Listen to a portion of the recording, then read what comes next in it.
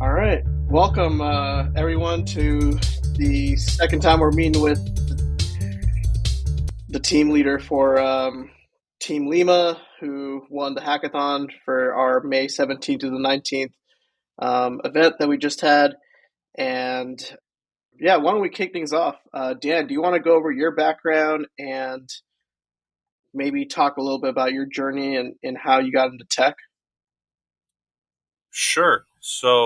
I'm not a veteran, but I was invited by my friend Ty to come take part in this hackathon. So I went to college for computer engineering, and I have spent 3 years, just about, uh, professionally doing embedded software development. Very cool. And then, yeah, why don't we go over each other's background here? Michael, you want to go next? Yeah, sure.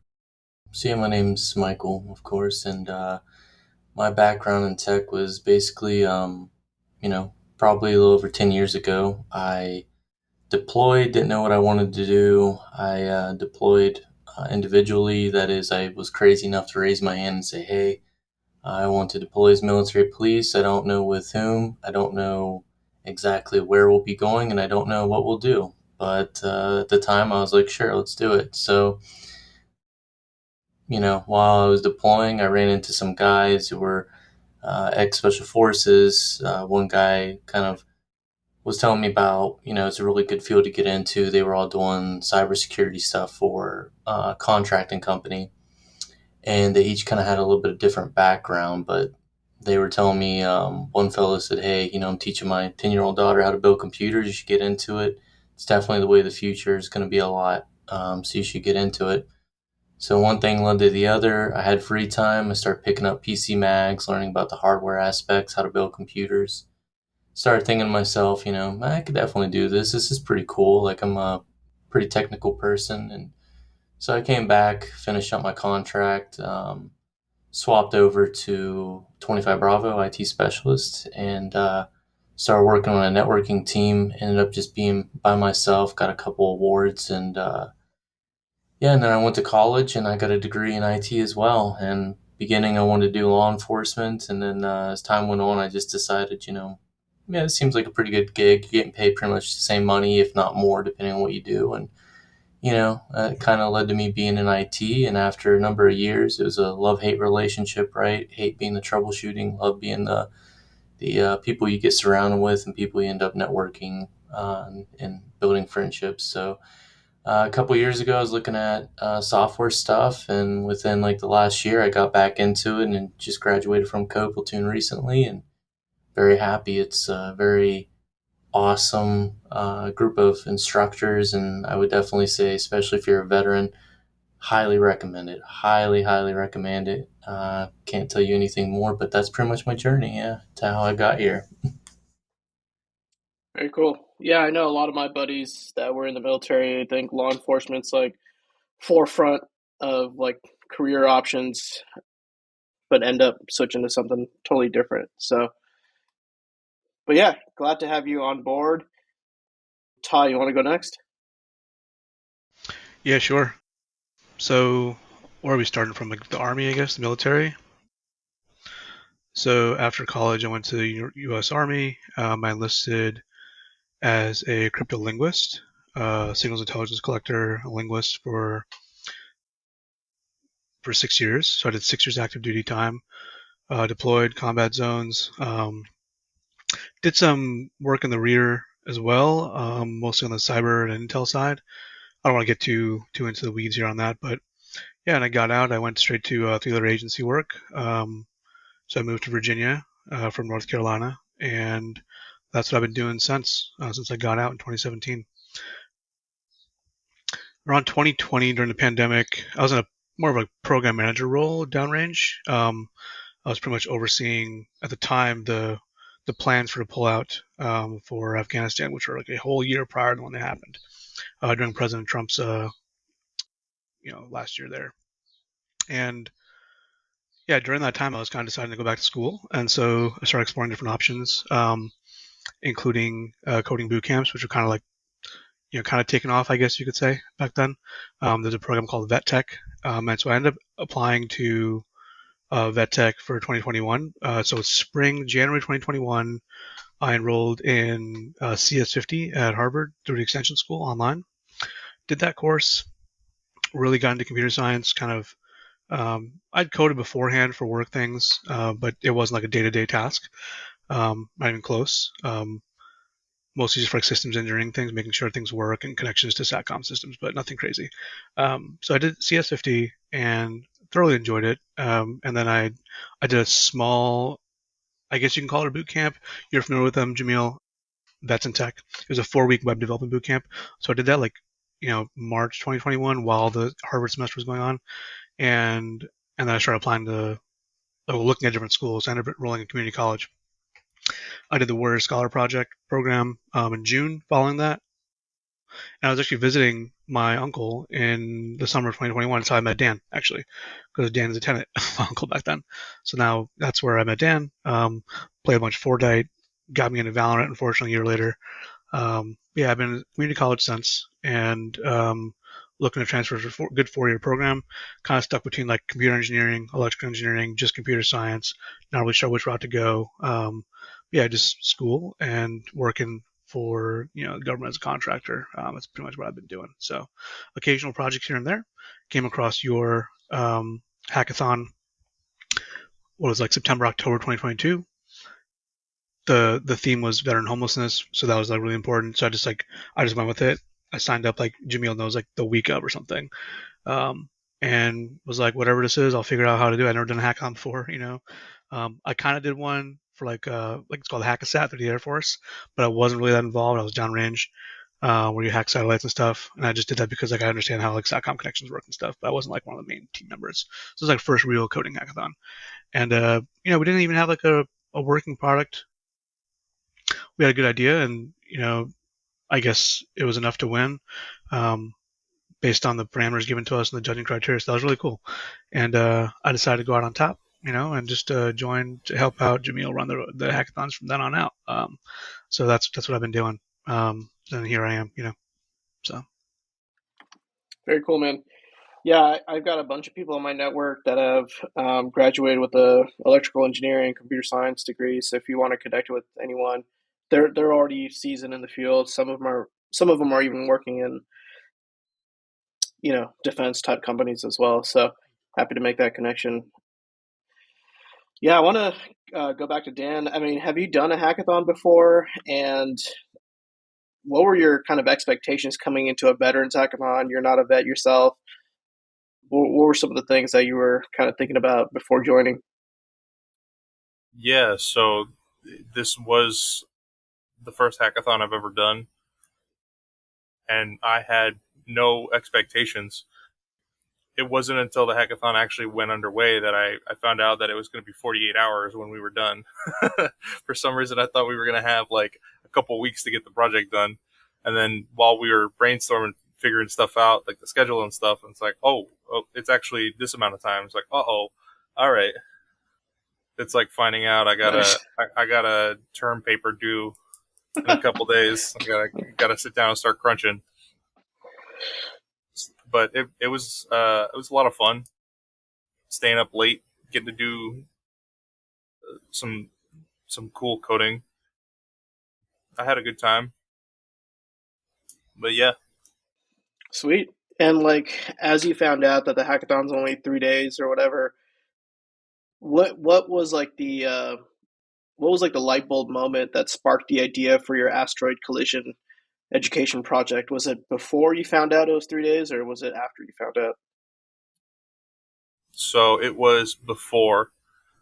So when our team first came together, we were sort of brainstorming ideas. Somebody mentioned the that NASA had a that NASA has an API called Sentry, where they have a catalog of asteroids that are marked as potentially dangerous, where they have the highest risk of coming into contact with Earth. So all of them are on that list with as much information that NASA can gather on them. And so we were flipping between that idea and a couple of other ones. And I guess when I brought that up, people started asking more and more questions about it. And I guess we sort of just naturally fell into the idea that, okay, yeah, this is what we're going with. Cool. And I know, Michael, you had to switch teams. Yeah, how did you feel about coming into a new team with this new idea? Did you already have an idea before joining this team? How was that experience? I know that must have added a little bit of friction on your end. Yeah, absolutely. So, it kind of was like at times that feeling I talked about earlier about moping by myself, where I was like, I have no idea what's going to happen. This is my first time. What exactly is the idea here? What are we going to do? I kind of just, we threw our ideas out there. I had one, but with the timeline in mind, I, of course, went along with them whenever Dan was talking about the ideas. And I was trying to remember who it was that threw out the API idea from NASA for the Sentry API, but I think part of it obviously was once we realized, hey, we only have like less than 2 days to get this done. And obviously, majority of the time it's just to have something with good functionality and an actual use case, And so I was nervous it being the first time and wanting to be able to just make sure that we can create something pretty decent. And I would definitely give a huge shout out to Dan for that because it worked out really well that some of us had come from a background of like frameworks and using React and some Django, and him having the CS kind of background in the raw kind of logic and functionality. It worked out really well together. So I'm really happy with the team that I was with. But that's pretty much it. I'm not sure what else to add on to it. Cool. And then, yeah, Ty, I know you were kind of helping moderating things. What was your experience like working with this team? Did you notice them struggling in the beginning, or how did you see them come together? So yeah, like I was kind of bouncing around, going room to room, checking in different chats, see if they need anything. I know Dan, Mike, you said you joined from a different team. Oscar kind of got disbanded. Lima was kind of this conglomerate of different teams. Um, Initially, it seemed like wasn't much activity from the Slack chat. There's people missing. People in the beginning were, pinging each other, and then people disappeared. So yeah, I noticed that. That's pretty normal. Happens every hackathon. You know that. So I just try to make myself available. Whoever needs help, ideas. I was dropping some ideas, links, whatever for APIs, doing what I can for all the teams. So yeah, with Lima, I mean, honestly, I knew like Dan was pretty squared away, so they'd be pretty fine going in. Didn't know anyone else on the team, obviously. Um, but from observing them, they made their own Discord. Two teams had Discords made. They just found that to be more convenient, and I believe that's also pretty smart to do. I personally, me, I don't like Slack. It's just not conducive for like collaboration. Discord's way more relaxed and just more conducive for like, a team environment. So they were in Discord. November as well was in Discord. So spent a lot of time there between those two teams. And yeah, just the typical, it's easy to share screen. Everyone can be on the same page quickly. So I'm a big advocate of Discord, man. Um, and like I know Dan does that. Like I made a joke to, I think it was, I forgot who it was. Maybe I told Jeff as well and Brandon that Dan was sitting in his own server. Like I have my own server for gaming, he has his own server, whatever. He was sitting there just like coding for like absolutely nobody, dude. Just like sharing his screen, And that's why I know he's like a good coder. That's what he does. Um, and he's doing the same thing with his team, just like coding away. And I felt like a real like amongst out of all the teams, I feel like that was the team that felt like it was like a real hackathon because it's like they're just grinding like into the night, early morning. Like, all right, we got to do this next. Like, I'm gonna wake up to do this at this time. These are the hit times. We got to be at this. Blah blah blah. You know, Someone's sitting in for the talk, while the rest of the team's coding. Like that was like I just felt like it was the most squared away team.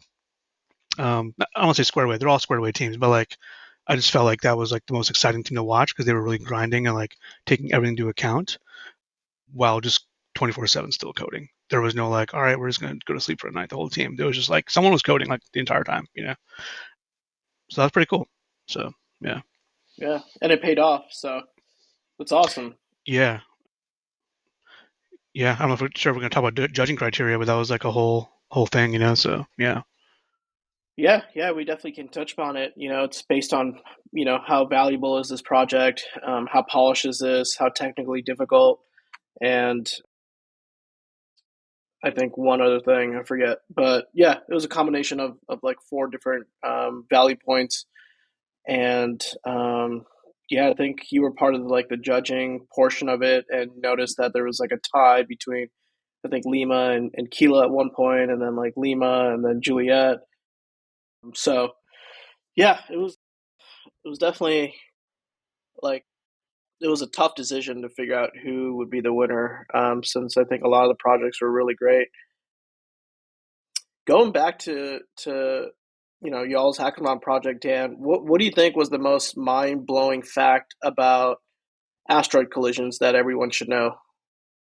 So the most mind blowing fact that I learned was the amount of time that, like, a worst case scenario type deal, where if like something is coming from out of the solar system and just happens to manage to be like on the perfect course to snipe Earth, that we have like a really difficult time even like detecting satellites, not satellites, asteroids, and then B, being able to mobilize something with enough time to send it out far enough to interact with the asteroid to divert its course enough, to have a meaningful impact and like obviously deflect it. Yeah, I mean, just like the movie Deep Impact, like what? Why do you think it is so difficult to kind of track and trace these big objects? Is it because there's a huge volume of them, and it's because it's a combination of the volume and the speed that they're traversing in? Yeah, why do you think it's so difficult? Well, yeah, so that's definitely, so those are definitely things that impact how difficult it is. But another problem is that asteroids don't emit their own light, and so in order to record something about anything in space, we need to receive information from them. And so I think there's like a limited number of ways that you can actually tell that there's an asteroid in space.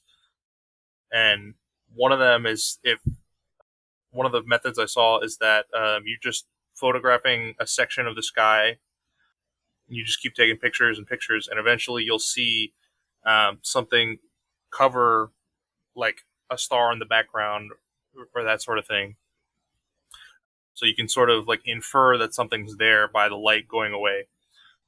And so I think that's one of the like methods that we use to like detect things within our own solar system that don't emit their own light. I'm sure that there's other methods, but that was like the most like impressive one that I learned about. Yeah, that is pretty crazy. Michael or Ty, do you guys have anything to add as far as like anything mind blowing that you learned about asteroid collisions that you think people should know about? go ahead, Michael, if you wanna. Oh, you're good. Yeah, I think it's just insane how much we miss out and we take for granted is out there in space. And so, like, there's even things like you don't even consider how there's so much out there already. Like, you look at Leo Labs website and you can see all the satellites and stuff in our different spheres surrounding us. That's pretty insane. It almost looks like, kind of quoting somebody, they said it almost looks like a big virus when you start turning on everything to see the track satellites and the track trash, things like that up in orbit. Also, the fact that, like, you know, there's this irregular orbit. So, like, you have something coming at us, but people don't even think about it's not just like, hey, you have all this time in the world. It's one, being able to identify it, like Dan was kind of talking about with the light aspect. But there's also like irregular orbiting. Like, think about it. You have something flying towards you, but then it can have like an elliptical orbit where things kind of change the path a little bit. It gets sucked in, or it minutely starts to move, or something can collide. Like, different variations, different confounding variables, just a way to say like anything, everything we can account for, right?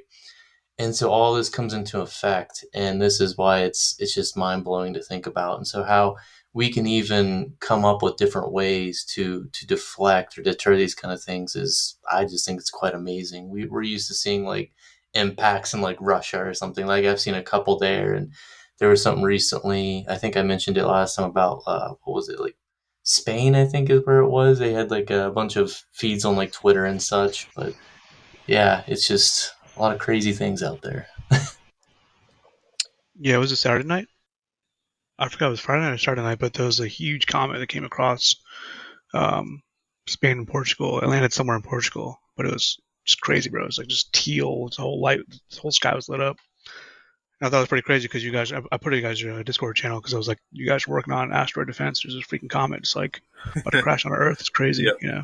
Yep. Yeah, Yeah. I so badly wanted to put that in the slides, but I wasn't like sure how to like within the timeline we had the 5 minutes and everything. I'm like, I don't know, we'll have enough time, you know. But yeah, that's right. Ty threw that in the Discord, and I was like, oh yeah, my goodness, this is insane. So people were blowing up social media. yeah, yeah. I mean, I don't have anything to add for like the defense stuff. I just remember like during the hackathon, I was kind of looking up stuff that had to do with the topic, trying to help you guys out. But you know, some of the stuff's too technical for me. As far as tracking goes, you know, it's like ground based. I went to visit an observatory in Arizona, and I went to observatory at Yale University in Connecticut. Was not too far from where I grew up. I've had some conversations with like the astrophysicists there that work there, mostly just like PhD students, just like making money on the side. They've explained things to me because I'm like a big astro nerd. But yeah, I couldn't tell you off the top of my head like any techniques used. Like, it's just not my domain area of expertise, you know. But I think it's fascinating because I mean, what are we really going to do? Like, you know, dinosaurs they got wiped out by one. You know, we have Jupiter, I guess. Like Jupiter's gravity is kind of keeping a lot of them at bay from us, saving us. I guess that's the whole thing too. Not all of them get swung out, you know. So who knows? Maybe one comes in a year, one comes in 100 years, 100 million years. Who knows? You know, it's definitely an important field. So it's a pretty cool project you guys did on that. I liked it a lot. Yeah. Nice. And so, Dan, what would you say would be, the top or the highlighted features of your app? And if you had more time, what do you think you would want to see in that app? Yeah, sure. So I'm guessing that the highlighted feature would be like the 2D physics simulation that we kind of cobbled together in React, and it's basically it's kind of like a game where you're just taking like the information collected from NASA. We're taking that, putting it in this simulation, and then letting the user kind of aim the asteroid at different angles towards the Earth, and kind of seeing like how like a rocket stratagem flies out to Earth to intercept the asteroid and then deflect it. And like we have some like UI features, like a orbital trajectory, like a forecast to like show you where it would have gone if the rocket hadn't collided with it. So you can see sort of like the history of where everything has been through space. So yeah, And how are you accurately, or how are you making sure that the information was accurate, scientifically correct? Were you just relying on that NASA API, or was there any like underlying math behind any of the calculations? yeah. So for the asteroid, we calculate the gravitational attraction forces. And so somebody way smarter than me figured out like some constants related to gravity, and basically using these constants and some equations, you can calculate how much the gravity of one object affects another. And so for the scenario that we put on the website, we just have Earth and the asteroid. And so you can see that like as you change the asteroid's trajectory, like the closer it gets to Earth, the more and more it gets pulled in. And there are some of the asteroids on the website where you can purposefully make it miss and have just like an elliptical orbit that it will fly around indefinitely. Yeah, those are like simulation apps that are out there, I think is what you're referring to. I've seen a lot online, like what if the Earth was a little bit closer or further away from the sun, or what if the sun was bigger? I'm not sure if you've seen these like videos online, but Yeah, yeah. simulation videos are really fun. Yeah, as far as like Michael, what would you say was the most technically challenging part for yourself? I think the whole time spending just, Dan was going through the logic for the simulation. I think that was probably the most difficult part of everything. The APIs, it's the typical, it may not do exactly what you want it to do. But I know for the most part, it would be great if Yams was here because he did a lot of troubleshooting with that. But I think that was the hardest part for all of us, just because mainly the timeline. Because once, like Dan said, we realized we only have like less than 2 days to do this and not like a week or a couple weeks to do it. It starts to become a lot more real and you start to have to throw things away, kind of that whole you have user stories for all your features to explain each part. And then as we go on, we're like, all right, well, we got to get rid of like five of these things, and we're only going to be able to focus on like two. So it was, I think that was the hardest part, at least, was just getting that down. Because I know a future thing Yams was talking about was really cool is the AI part to like make quizzes and stuff for the educational aspect of the application. But that's more set for the future at this point. So as we get time, to elaborate more on that would be pretty cool. And also to see what's out there. But I would say that's about it for me. Cool. And then Ty, what was like the for you? What was like the aha moment where you were like, "Damn, this team is like it they picked a good idea here, and that their solution is actually viable." Was there a moment for you when you were checking out this room or this team actually? It's really just, again, I was constantly observing all the teams in and out of out of the rooms. I just felt that this project was like the hardest as far as coding because it's physics. They're doing like real physics, and it was also just like they weren't focused on.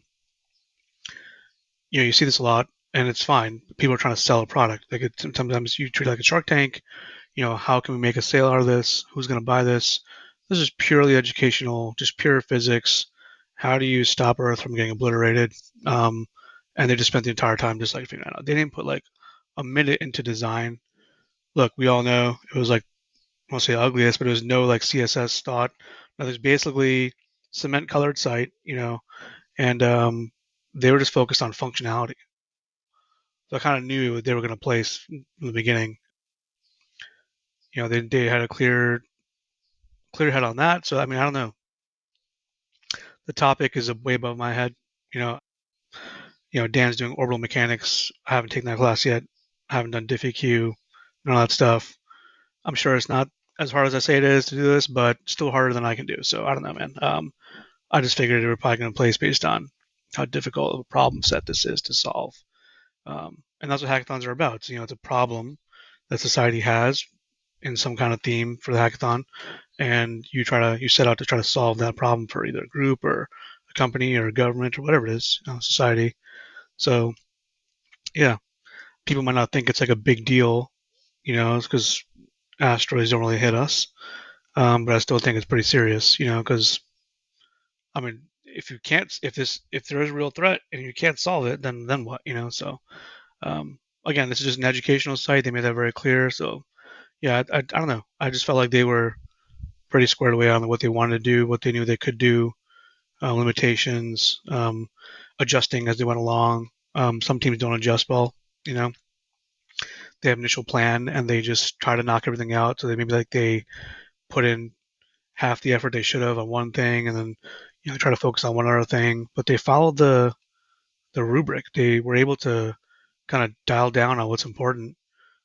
And design wasn't important. It wasn't on the rubric.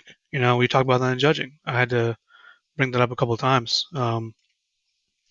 We can't punish someone for not having great aesthetics, when that wasn't a judging criteria. This could have been a completed text, even worse looking. I'm not saying it's bad looking, guys. I'm just saying, like, it's not like flashy and like appealing and aesthetic. So It could have been less colored than this. It could have just been black and white, just text, mini little thing in the corner, not even centered. None of that would have mattered because the judging didn't say it mattered. So they were super dialed in on that, on the judging criteria. I noticed all that throughout the weekend. So it's pretty cool. Yeah. Nice. And then, Dan, what would you say made you the team leader versus anyone else in the team? Was it because you're more experienced technically, or was it because of your vision combination? Curious how that came about. Yeah, the it's kind of funny when like the team first joined. There was a person who was kind of taking the lead at the time, and then he kind of disappeared off the face of the planet, and then didn't show up for the rest of the hackathon. But basically, when he really well, he did us a really good service of getting us organized and getting us underway. And so when I brought up the idea of this asteroid thing, and like everybody's just kind of agreed that like this is what we wanted to do, he was like, "All right, well, I vote you to do it. It's your idea, so you get to take charge for it." And I was just kind of like, "Okay, all right, sure." So yeah, Nice. And then, Michael, what technologies did you use to work on this app? So I mainly did most of the like front end stuff along with Jordan.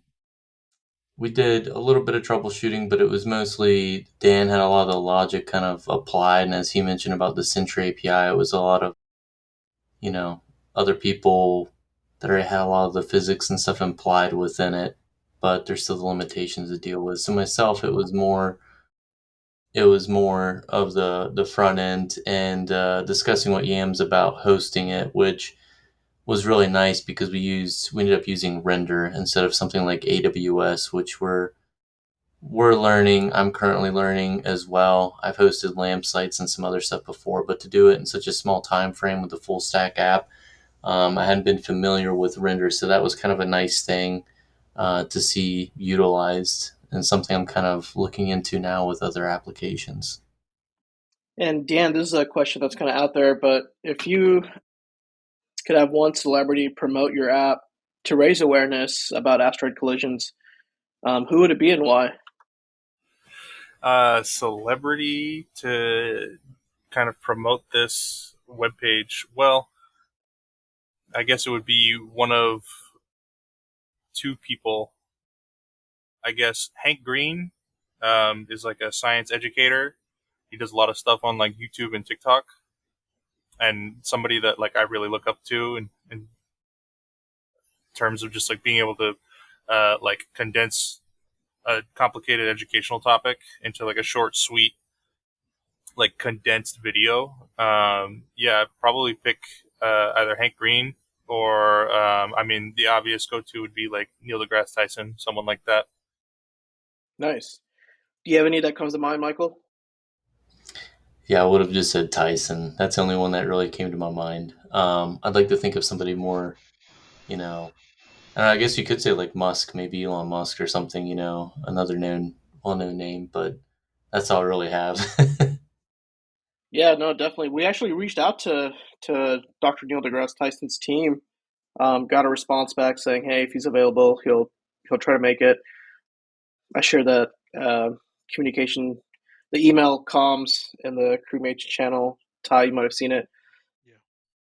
And then we do have I've got a campaign that I want to, like a social campaign that I want to run to try to get Elon on. I've got a couple different sort of like ideas on how to approach that, but yeah, I'm pretty gung ho about getting like really, well known speakers. We've had, the co-founder of Twitch on for one of our earlier hackathons. We've had, a Medal of Honor recipient.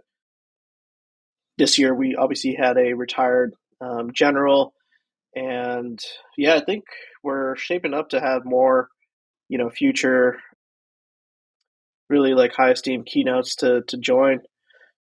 Are you Dan? Are you like a space nerd? Have you seen any shuttle launches? Are you into like space movies, that sort of stuff? So as far as space goes, I don't know if you've heard of a game called Kerbal Space Program.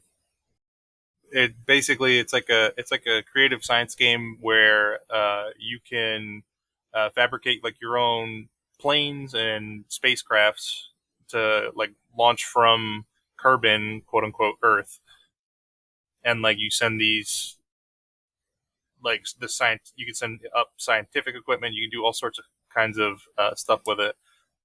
I think I got like 300 hours in that game, but Dude, Wow. you never basically told it's me about just this. goofing off with space equipment. It's a lot of fun. So I mean, obviously, yeah, that stuff does kind of intrigue me, and is I definitely think like that's space as a frontier is like definitely the way to go in terms of like trying to continue to advance and like collect more resources for like our planet and like for like environmental reasons as well. Yeah, absolutely. And yeah, I had no idea that you were into that game.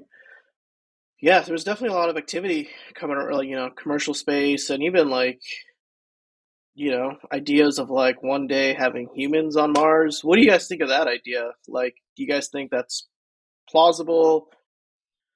What are your guys' like theories around that? I know there's a really great show on HBO called Fired on Mars. I highly recommend that show. It's really funny. It's an animation about this like UI UX designer who gets to Mars and then ultimately gets fired. But I don't want to give out too much, but it's a great show. But yeah, what's your guys' thoughts on like, one day going to Mars? Michael, I can start with you and then ask everyone else. Yeah, sure, that's fine. Well, I will admit, I think it's an interesting idea. I definitely wouldn't be one of the ones to first volunteer. I'll just be honest. I'm sure that would be the one contract that actually like employs somebody to research for me to say, what does this actually mean? Like, what's going to happen if I just something bad happens and I'm gone? I'm no more. I don't exist. But I like Elon. I like a lot of his ideas. You know, we all have our opinions, and there are things you disagree with. I'm sure everybody does, but I think the Mars thing is cool. I'm actually looking more forward to his goals with like the whole human AI kind of thing, where he's wanting to incorporate more of like a not a singularity. I'm not sure what you'd phrase it, but just like I love the idea of seeing how we can use AI and other things as tools. It's going to change everything, kind of like the Industrial Revolution changed things, right? Everybody was like, oh my goodness, now they're just going to have factories and replace all the manual labor. But I think it's just going to become more niche jobs, in the future. And I actually listened to a clip from Tyson the other day, and he said, that he thinks in the next like 200 years or something, I think he said there's going to be driverless cars are going to be a natural thing. Certain aspects of space will no longer be paid by, I think he said like tax dollars, but it's going to be mainly tourism and things like that. I mean, I don't know if I quite agree with all of that, but I think it's cool. I think the space thing is cool. The Mars thing will be awesome. I'm not a huge space guy myself. I like a lot more stuff with languages, but I've definitely liked the sci-fi stuff. Not gonna lie, aliens, things like that, awesome. And I like listening to, I love science class when I was younger, but I'm definitely not, anything in comparison to Tyson or Musk or any of these guys. But I do think there are a lot of things that are really cool that they have. They're making up for the future, and I look forward to seeing the stuff that succeeds and where it goes. So we're seeing a lot of cool things here and there, and it's going to be a point where they start combining some of that stuff in the future, I think. But that's just my 2 cents. Some random guy out in Northwest PA, right? I mean, yeah, I think I don't know. Elon seemed like he was like a normal average guy until he either started either getting lucky or just really taking action on his ideas. Like when he threw his convertible car into outer space, I was like, I've never even dreamt of doing anything or dreamt of anyone doing anything like that. And this guy really loves startups, and it's really one of the biggest, like, bigger inspirations for me to get into startups as well. But yeah, Ty, any sort of thoughts on this whole like endeavoring towards Mars? How do you see that like impacting society? Do you even think that's real? If it's feasible? Would love to hear your thoughts on it as well. Yeah, I'm all for it. People that know me, I joke, I'm only halfway joking. Like if they need bodies, I'll go. I mean, what a better way to die, man? Better death than combat or anything else, man. We're all gonna go one day, right? So I might as well go as far as possible. The farthest humanity's ever gone. If you need a body to go do it, let's do it, man. Whatever, man. We're all gonna die. I think it's real. It's gonna take a lot of work. Going back to like, is it possible? I know like at some point I learned about like habitable zones, and I'm not sure where that starts and stops. I have to look it up. Don't quote me, but Mars is like still within that habitable zone, whereas like Venus is not. Um, you have different pressure systems, gravity. Venus has an atmosphere. Pressure's too crazy. You can't survive on the surface there. You'll just be crushed to death. It's like what 90, 100 bar on the surface. That's crazy. Mars doesn't really have an atmosphere. I think it's like very, very faint. So there's a lot of work that has to be done to. You can't just go there and just not have a spacesuit on. So it's just like being on the moon. It's not safe, right? Which means like all the stuff that our atmosphere usually takes care of, like burning up a comet before it hits you, it's not going to happen. You're going to die. So how feasible is it? Part of the conversation that kind of doesn't make the rounds for Elon and Mars is that conversation about the atmosphere. And if you do follow him, like I follow his stuff. I've read the book on him by Ashley Vance. I really recommend that book if you guys are into space stuff. It's called Elon Musk by Ashley Vance. Ashley's a really well-known tech reporter, and he's like one of the only people that he's like allowed to like live alongside him, work alongside him, day in day out, and report on him and his life, people around him, his company, etc. Really good book. Um, but like the atmosphere problem is serious. So like you gotta, and there's actually a T-shirt. Someone stole it from me in Afghanistan. I bought like a bunch of SpaceX T-shirts, um, but it was like the Nuke Mars one. It was really popular when it came out back like 2019, 2020. It's not nuking Mars for fun. The real thing there is that you have to create an atmosphere. And so his engineer's idea is just we're just gonna nuke the crap out of Mars until an atmosphere forms. Um, and these are the smartest people, much smarter than me. I'm not gonna question Elon Musk. Who am I to do that? So if they think that's viable, then that'll probably work. Or at least that's like the most viable solution so far. But that's the first thing. No one's trying to say you got to go set up a colony right now. My background in RF engineering and my interest in space come from the RF engineering side. Comms are impossible. So like you first need to set up some space stations in low Earth orbit, high Earth orbit, and then a lunar station, probably on both sides. Dark side that we never see, and then our side, um, and that's like the basics, right? And then you can like because that's like 9 months to get there at best, right? For at like apogee, right? That's crazy. So like you just lose comms. There's no more. There's no one. You can't talk to anybody. Something goes wrong. You find out like months and months later. Now what? Everyone's just gonna die. So there's a lot of steps. It's gonna take decades and decades and decades, and that's decades and decades based on like if that was like the pry for the U.S. government for world governments, which we don't have a world government. I don't think that's really their pry. We have, and we don't get too distracted here with like different topics, but yeah, I don't think it's like everyone's on the same page for that. I think Musk is. There's other people that are. I think they gravitate towards companies like his if they have the same visions and same goals and same priorities. But I just don't think it's become. It's just not a pressing issue for enough of the right people for it to become like feasible anytime like soon. Maybe when I'm like my 70s, it's like a thing. Lunar station's done. Um, People are going to Mars, one way tickets for sure. You know, I'll do it. But we gotta wait and see how they progress for all the things required in between. So yeah, it's gonna be a while. Yeah, I'm noticing they're not rushing into it. Hopefully, it's a clean operation. We've all heard of that submersible that you know wasn't as clean, right? But then we see like SpaceX spaceships, like the Starship, which Dan, you're going to get that Starship torch. That seems like they're doing it in a very clean, methodical way. I hear stories that they're actually going to launch their fourth Starship. The third one reached low Earth orbit and then came back down and hit the ocean. But I think this time around they want to do like a more of a controlled crash in the ocean. So it's really cool to see them, taking their time and not kind of rushing into it and trying to keep things clean here. But yeah, that Starship, man, it's like a gnarly spaceship, which is what they're kind of selling. It's going to take us to Mars. But yeah, Dan, we haven't heard your thoughts around Mars. Do you have any? Yeah.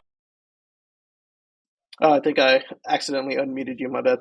Oh, sorry. Yeah. So the challenges that deal with like putting souls on Mars, it comes down to like a sequence of sort of like milestones I think that we need to make before that becomes something that's feasible. So obviously getting practice on the moon with an outpost. Another one is like breakthroughs in rocket technology and propulsion technology. Because as it is right now, it takes so much energy to send things anywhere in space that it's extremely expensive. And so, in order for the economics, I really think that once the economics for rocket travel improve, then I think that will become a much more feasible project to send humans further away from Earth. And part of the problem with Mars not having an atmosphere is that Mars is gravity is like not as close as to Earth's, meaning that like no matter how much I think atmosphere that we put on it, it'll just keep leaking away unless we put more mass on the planet itself. So I think the way that we want to do it is go to the asteroid belt between Mars and Jupiter and just keep grabbing things from there and dumping them on the planet to increase the acceleration of gravity. And then once it's to a high enough point where it's like stable to like create an atmosphere, I think that that's the point that we can start terraforming and like planning for long term like humans to live there. Nice. Yeah, as we wrap things up here, I wanted to see if you guys had any like space movies or shows that you really enjoyed and you want to put that out there. Do you have a favorite space movie, Michael? No, I'm actually trying to think of one that is not sci-fi related. I know I've seen one, but it's been a while. Yeah, what about you, Ty? I mean, Interstellar was fantastic. Definitely, as far as I think the physics go for what they think is supposed to happen that far out. I think it's just a really fantastic movie. I really enjoyed a show called For All Mankind. I tried to get Dan into it. Um, Basically, it's like a flip scenario from when I guess back when the Apollo program was going on, and Russia beats us to the moon, and so it's like an alternate history. But we also just like stay focused on the space program and never just like move away from it for like oil wars in the Middle East. Space is like the pry for everybody. Highly recommend that show. There's a book series called The Expanse. I never read the books. A buddy of mine, he's also my career field. He recommended the books to me several years ago. This is back 2018, 2019, and I found out. When I googled that, I found out there was a show. I was like, I'm not wasting time. I'm just gonna watch the show. And he watched the show as well. So The Expanse is cool. It's done now. It's based on the books, but there's some slight differences. I learned some things from that show as well. I mean, in the books they have so the premise of that story is you have Earthers, you have Earth, you have Mars, the Martian colony, and it's like a full blown civilization, like hundreds of years from now. And then you have belters that live out like way out in the asteroid belt, and they're like kind of seen as like this like piracy, kind of like pirate confederacy, just out there, no real like laws. And asteroid mining is like the thing, so it makes everyone money. That's what the fights are about. That's what wars are about. So Mars is like this known like actual martial, like they mess with Mars. Earth has their like world leadership that's kind of like trying to outdo Mars for like resources in space. So it's a good look at like what war in space is going to look like. As much as I like to believe that you know going to space and finally monetizing space resources, which are endless, even just here on the moon, 250,000 miles away. There's the fights will break out over that as well. And then later on, 1,000 years from now, out in the belts, whatever, it won't ever stop. Um, but yeah, it's a really good look at that. Then the storyline's pretty cool. The science is pretty cool. It's sure it's science fiction because it's futuristic stuff, but I think it's pretty good, man. For All Mankind's more grounded reality. Really great show. Please check it out. Great actors and actresses there too. But yeah, any space movie comes out, I'll watch it. Interstellar for sure. It's probably my favorite. I think I'm just an Anne Hathaway fan, so I'll watch anything she's in. So yeah, Yeah, for all mankind, I thought that was really funny. They had like the space space marines in there react with the first initial contact. Like classic Marines. Cool, Dan. Do you have any space movies you want to plug? Yeah, so there was the big one, The Martian, very good, heavily based on science reality. The the author of The Martian also came out with a book called Artemis, and that's another, like, I guess sci-fi, but like talking about like the realistic things like that would go on about like what's it like to have like a colony on the moon, and like it follows like a protagonist, and her dad is like a professional welder on the moon, and it turns out that like welders are like the most important people there because like they're the ones who are keeping like the colony together and that sort of thing. It's a good book. I highly recommend it. Nice. Yeah, I had no idea that they the original author wrote a book called Artemis. We'll have to check that out. I'm gonna check it out right now. Nice. I also want to plug First Man. If you haven't seen that movie, I watched that a year ago, 2 years ago it came out. Ryan Gosling plays Neil Armstrong, and it's not like it's like a dark movie. It really details like all the stuff that Armstrong was going through during that process, the struggles, like loss of his daughter. It's like not like a good. It's like really sad, but it's a great movie. Um, yeah, I love space movies in general, like I said, but that was a really really good movie. You should watch that one for sure. Noted. Yeah, same way, Ty. I'm a big fan of space movies. I think there's another one coming out fairly soon. It looks like it's a romance, but I can't think of the name. But if I do, I'll plug it in the chat. But yeah, as we wrap up here, I'll start with Dan. But do you guys have any advice for future hackathon participants attending the following hackathons? Anything that I guess you wish you had known before joining? Yeah, that'd be great to hear.